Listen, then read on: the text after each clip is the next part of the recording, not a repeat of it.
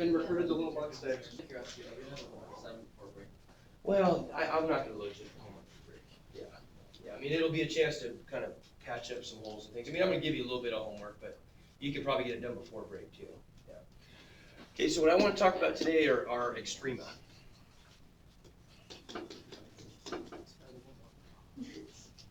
And I just want to go through a couple definitions right out of the book here so we can, for a couple of reasons. I want you to sort of start to get used a little bit, even increasingly comfortable with reading a textbook, but also it's really important that we interpret these properly. So the definition of extrema is if we have some function f which is defined on some interval I. What does that mean? When math books say stuff like that, if functions defined on an interval containing, in this case, containing x, what do they mean by that? Defined on some interval. What do you think? Ideas? What's it mean to be defined? Say it again. To exist. To exist, yeah. So there's no, there's no vertical asymptotes. There's no every place that for every value of x, the function is giving us a value of y, right? It's directing us to a value of y via some equation. What do they mean by an interval then? Interval of what? Space. Yeah, say it again. Space. Yeah, interval of space, and particularly, probably, what kinds of values are we talking about here? Say it again. X values, yeah. So if we were to do a graph, here's our function, and we're looking on, say, some discrete space, like between there and there. On that interval, we're not really going to worry about what happens outside of that interval. But on that interval, our function is defined. Out here, it might do wacky stuff. Out here, it might do some other wacky stuff. But at least in here, it's defined. Okay, we've got an equation that always gives us output values for all of our input values. And we do a lot of that in calculus, where we'll say, okay, in this region, where we've got a little bit of control, we'll worry about the behavior. Outside of that, we're just not going to worry too much. And we'll see that a lot in chapter 3. So here's what our definition of extrema then says. If we've got some function that's defined on some interval, we'd say that f of c is the minimum of our function f on the interval I if f of c is less than or equal to f of x for all x on I. Sometimes these things get a little wordy. What's that saying?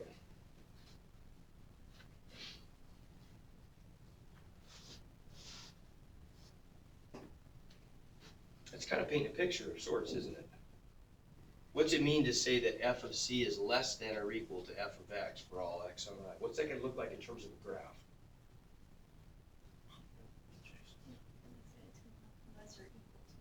And f, there you go. And f of x and f of c, those are, I mean, what is that really referring to? When I talk about f of x, I'm thinking graphically. Where is that, right? If that's the x-axis. But what is f of x? What does the value of f of x have to do with the graph of the function? Say it again. It's the y value, isn't it? Yeah. So these are just the values of the function, or the y values.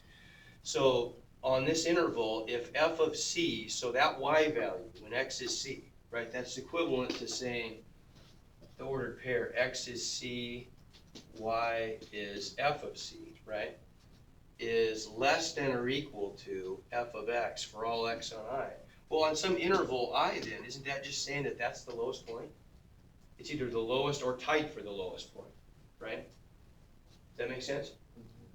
Okay, so that's telling us it's a minimum. All a minimum means then, literally, is a value. That's what this is. This is a topological feature on a graph. A minimum just looks like that. Now, does it mean that it's absolutely the lowest point on the function anywhere? No. Doesn't, does it? All it says is on this interval I. Out here, the function might dip way down there. But on our interval I, if it's the lowest point, then it's on that interval, it's the minimum. Okay, make sense?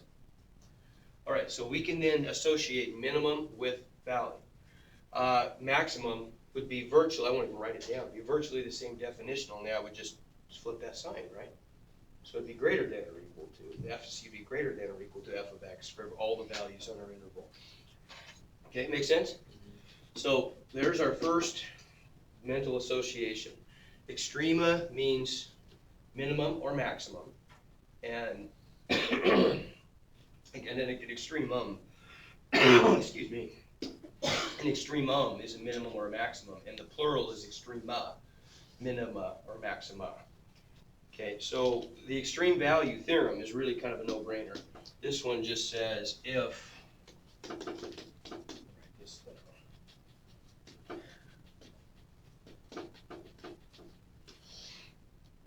this just says if f is continuous on a closed interval,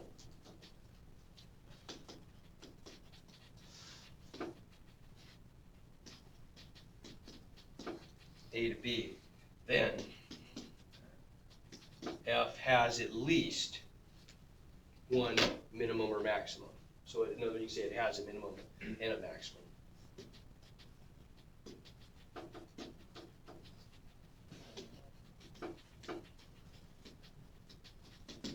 Okay, now they might be tied, and there might be some really weird cases where there are lots of them.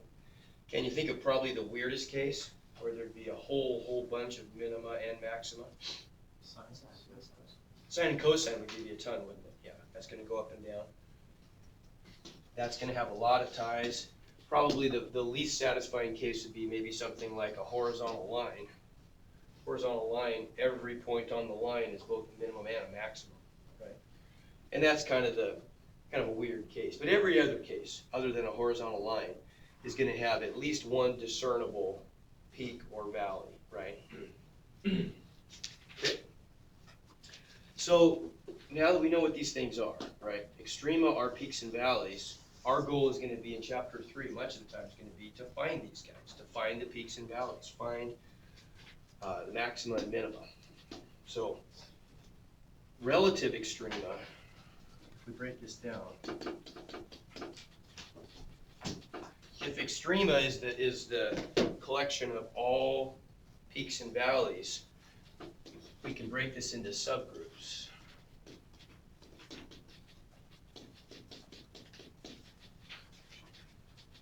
Relative extrema are going to be, relative just means compared to your neighbors.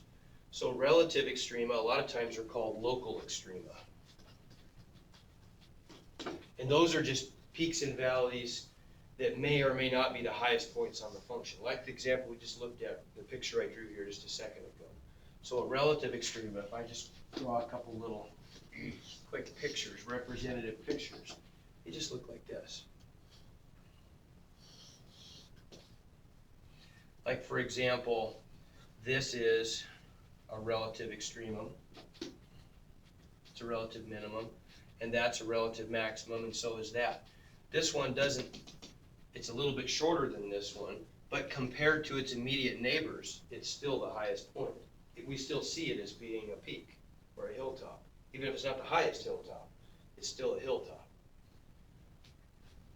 This is a valley. It may not be the lowest topological point on this graph, but relative to the points around it, it's still the lowest point, so therefore it shows up as a valley. Okay? So those are relative extrema.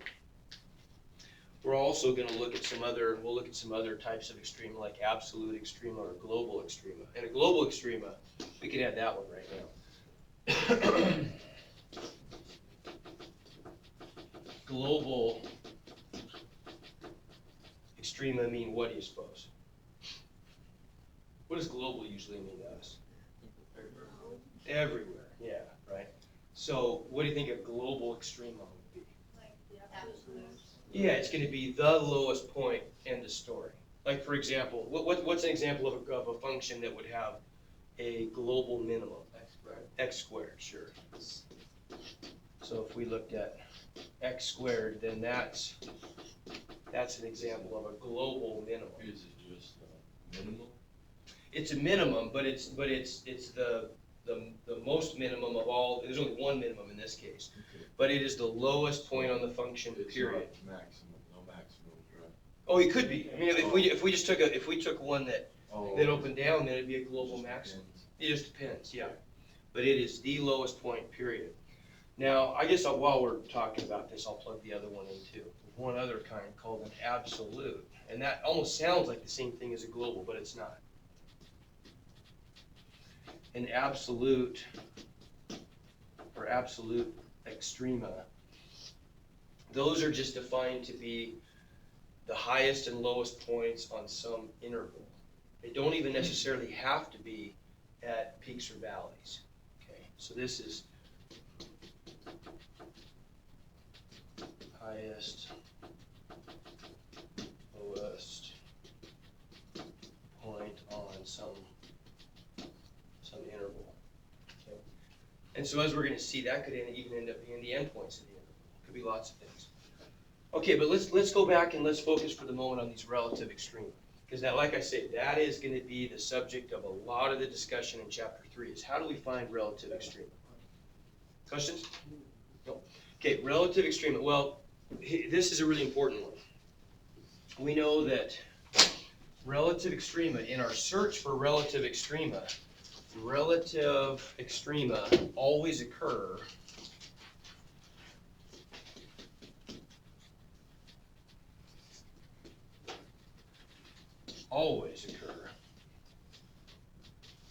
at critical points.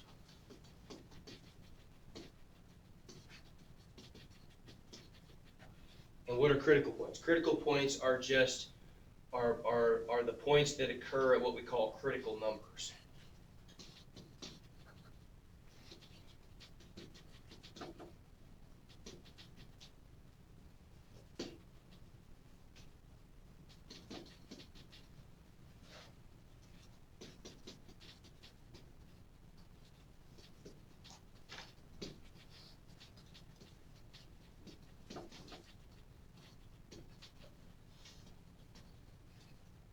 So a critical point just means that in order to pair an x and a y value, the critical number is the actual x value. So what we want to look for then are those critical numbers. We know that for every x value, that relative extrema always have to occur at the x values corresponding to critical numbers. So what are critical numbers? Okay. Critical numbers occur at two places. It's really not that hard.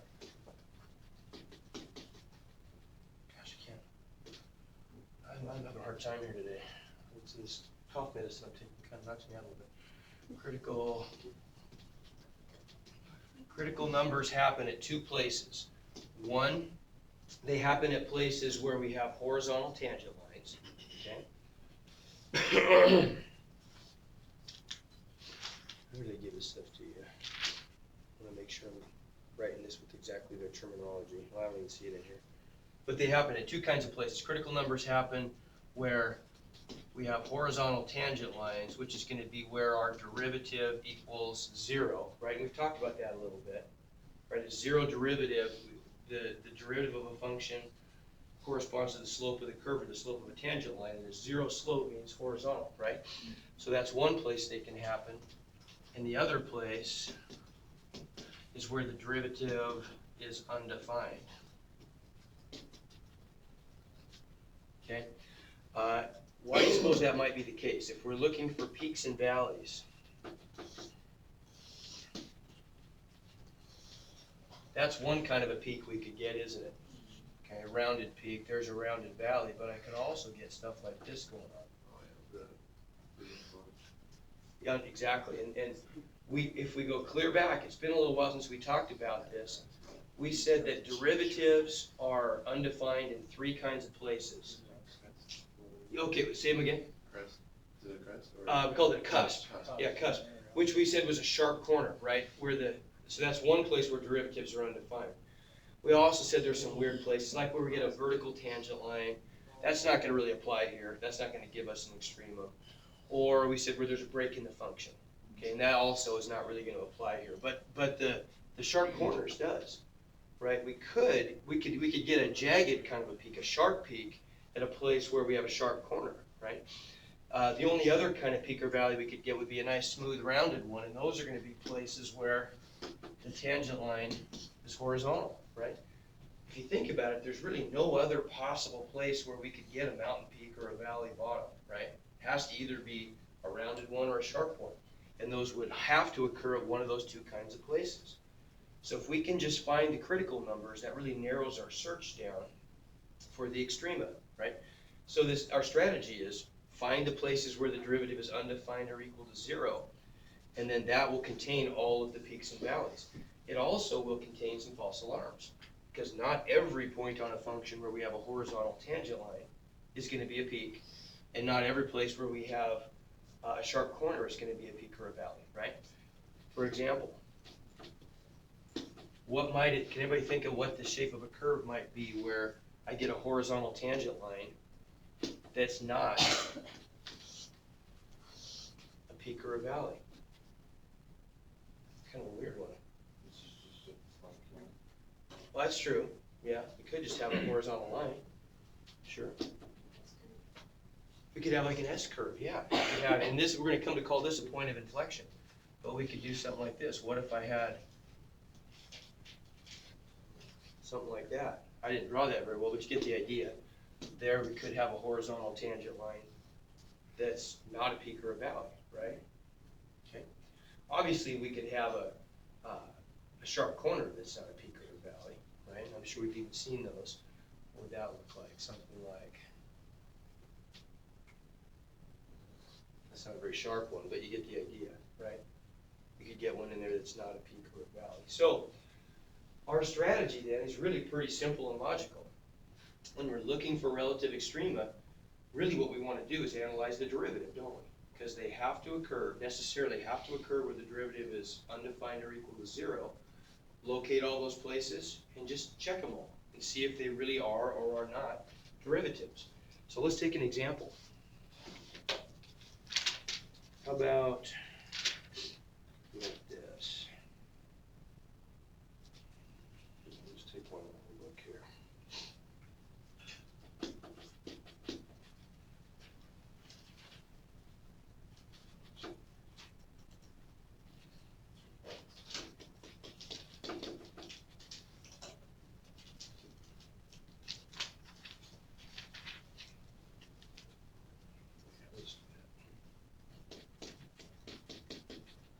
How about that guy? So if we want to go find all of the relative extrema, we just have to take a derivative and find the critical numbers and check them. We haven't talked about how to do that yet, but we can figure that out together as we do this example. So first step is differentiate. So we've done a lot of that. What are you going to do when you differentiate this one?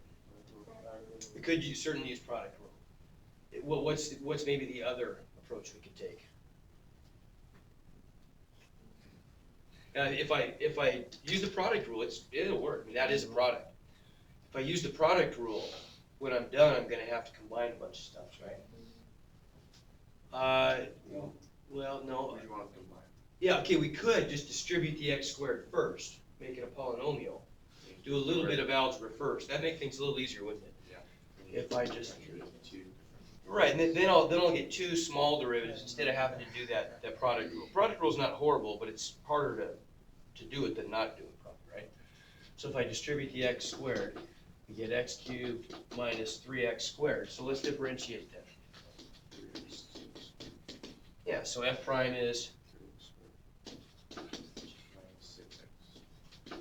minus 6x, okay. So there's our derivative. Now we're going to look for the critical numbers. We got to ask ourselves, where is the derivative equal to 0? Where is it undefined? So critical numbers.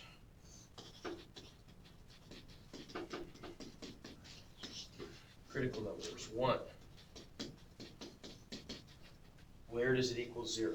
Well, let's find out. If I set this thing equal to 0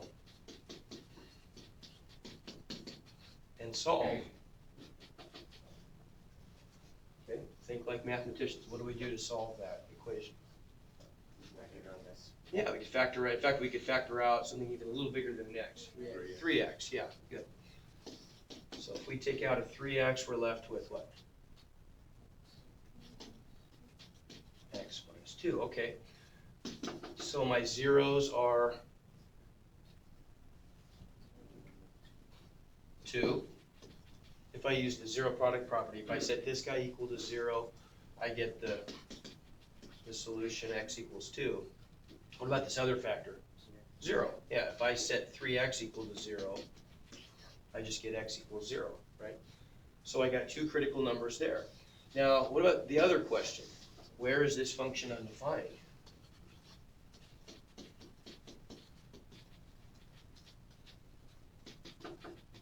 If anywhere. So once again, if we just start with our function, there's our derivative. Is that undefined any place? Why would it be undefined anywhere? What are the kinds of places where a function would be undefined? Okay, if I have to divide by 0, for real numbers, we really only have two rules. We can't divide by 0, right? Real numbers, that's not defined for real numbers. And what's the other thing? Yeah, square root, or in fact, any even root of a negative number. So we're always kind of looking, so the red flags that are going to pop up for us when we're looking for places where a function is undefined is, are there values of the variable in the denominator that could cause that denominator to be 0? Or is there an even root anywhere? Well, do either of those occur in this case? No. No, so this is a function that's defined everywhere, that derivative function, right? So we don't even have to worry about that. We only get one kind of critical number here, and that's the horizontal tangent kind, right? So now we got to check those. Well, how could we know if, and this is where this really gets fun. How can we know, come up with a logical test here, how could we know if those actually are extrema? If you think in terms of a picture, right, and we've looked at pictures of these things, what could you do? Let's say we had highlighted this spot right here. We knew that this x value, whatever that is, x equals -5, we knew that that was a place where the function had a 0 derivative, horizontal tangent. What's a test that I could do to determine if it really is a peak and not maybe just an inflection point? So let's use these two so we can compare them. There versus there. What's a test I could do to see which one is going on? And let's say, for example, let's say, you got an idea? Take a limit of each side. Okay, take a limit of each side to get a value. Now, what's your goal there? That's a good idea. They're both going down on the side. Ah, okay. And we wouldn't even have to make it as complicated as a limit. We could just try a test value of the function. You ever see what he's getting at there? Right? But Stuart's suggestion here is that if we check the value of the function, say there and there, if those values are less than the value here, doesn't that tell us that that's got to be, that horizontal tangent line has to be a maximum, right? Okay. Now we got to be a little bit careful about where we test those points. I can't just test them anywhere, right? I've got to test them. Like, for example, if these were my two horizontal tangents, and I'm looking for the complexion of this guy to see if it's a minimum or a maximum or nothing. Would I want to test a point clear over here in making a test of this point? Wouldn't want to do that, would I? I've got to make sure that the points that I test are between the critical numbers, right? So for example, in our problem here, we found critical numbers at 0 and 2. So if I'm going to test the behavior of the function around point 0, I could pick critical numbers of test numbers, of like -1 and +1 would be good, because +1 is contained between the two critical numbers, but I wouldn't want to pick a second point that's outside of this one. right? But as long as I pick points, if we keep in mind that these are the two critical numbers, and so those are the only possible candidates for where the function has a minimum or a maximum, a turning point, there's no other place where this thing could redirect itself and get higher or lower than the point we're checking, is there, right? So we had, what, 0 and 2? Yeah. Okay, so let me say that again with a picture. So for example, if I know that there's a critical number at 0, and let's say that we plug that back into the function and we get that value for it, there is no, if the only other critical number is at 2, and let's say that the y value at x equals 2 is right there, it's impossible for that function to ever do some kind of a weird indirect route that turns on itself between those 2 points, because those are the only 2 possible places where we have peaks or valleys, right? Does that make sense? So if, for example, if we try a test point on the left side and we get a value that's less than the value of the function at 0, doesn't that mean that every point over here, that infinite set of all the points have to be less than that? Ever you get that? Yeah. It's kind of a subtle point, but there's no way that it could ever do something like that, or we would have had to have found another critical number that we didn't find. Right? You get what I'm saying? Okay, so because this is the leftmost critical number, you know that the behavior of the function to the left of that critical number is pretty boring. Yeah. It's either always going up or always going down, or there would have been another critical number, right? So any test point to the left is fine. We know, we can kind of break this up into sections. If there are 2 critical numbers, then we know that any test point between these 2 is going to be fine, because it's going to have boring behavior. We call it monotonic behavior between, always increasing or always decreasing. And in this case, if we knew that that value was less than that one, what's it doing? Oh, you said you wanted to. Oh, yeah, okay. Yeah. It's got to be going down, doesn't it? And it can't go up, because I would have found another critical number. So it's got to be doing something like that. And over to the right, a single test point is sufficient, right? Because we know the behavior is going to be boring. Okay? All right. I'll just write these down. That'll be a little quicker. Real quick, who would like to be included in TA? Okay, good. So we got. Is that today? Yeah, today, and then we'll just do it for, we'll just do it every day. Here, I'm just gonna pull it up and do it.